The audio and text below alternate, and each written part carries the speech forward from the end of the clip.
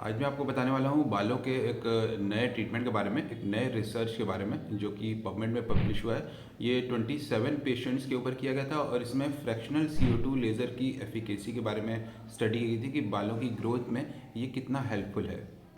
Fractional CO2 laser दरअसल एक carbon dioxide laser होता है जिसमें से कि लेज़र लाइट को फ्रैक्शंस में डिवाइड करते हैं और ये लेज़र लाइट जब स्कैल्प में डाली जाती है तो ये अंदर तक एक बारीक कॉलम्स में इंजरी करती है, हीटिंग करती है।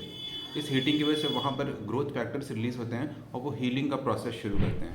इस हीलिंग के प्रोसेस की वजह से, इस ग्रोथ फैक्टर की वजह से जो हेयर रूट्स होती हैं वो भी स्टिमुलेट होती हैं और नए बाल बनाना शुरू करती हैं। जहाँ बाल ऑलरेडी बन रहे होते हैं उनकी थिकनेस बढ़ने लगती है। तो ये स्टडी की गई थी 27 पेशेंट्स पे और हर महीने उन्हें एक CO2 लेज़र सेशन दिया गया और ये सेशन उनके हाफ स्कैल्प पे दिया गया था और फिर इसे 4 महीने बाद कंपेयर किया गया। शुरू में बेसलाइन फोटोग्राफ्स लिए गए थे और फिर इन फोटोग्राफ्स को 4 महीने बाद लिए गए फोटोग्राफ के साथ कंपेयर किया गया।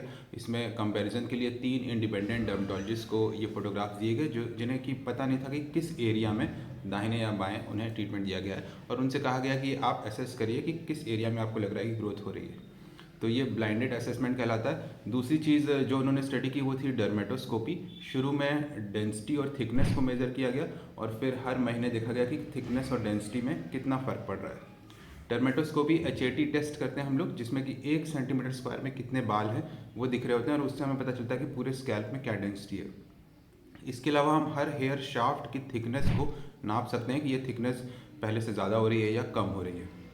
तो ये डर्मेटोस्कोपी के रिजल्ट्स को 4 महीनों में कंपेयर किया गया और देखा गया कि क्या इंप्रूवमेंट हो रहे हैं। और तीसरी चीज़ जो स्टडी की गई वो थी इलेक्ट्रॉन माइक्रोस्कोपी। ये देखने के लिए कि जो अंदर हेयर रूट्स हैं वो रेस्टिंग फेज से ग्रोथ फेज में जा रहे हैं क्या, वो टीलोजन से वापस एनर्जन फेज में जा रहे हैं क्या।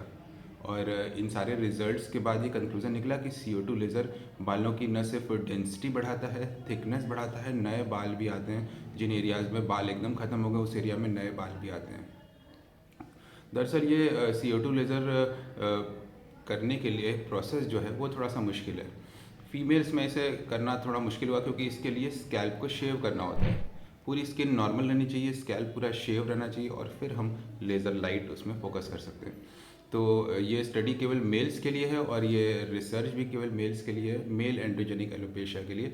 और उन लोगों के लिए स्पेशली जिनमें दवाइयाँ थोड़ा स्लो असर कर रही हैं या PRP भी सेशंस लिए हैं और ग्रोथ हो रही है लेकिन उतनी तेज़ नहीं है, या कुछ बाल आए हैं लेकिन उनकी ग्रोथ नहीं हो रही है, थिकनेस नहीं बढ़ रही है।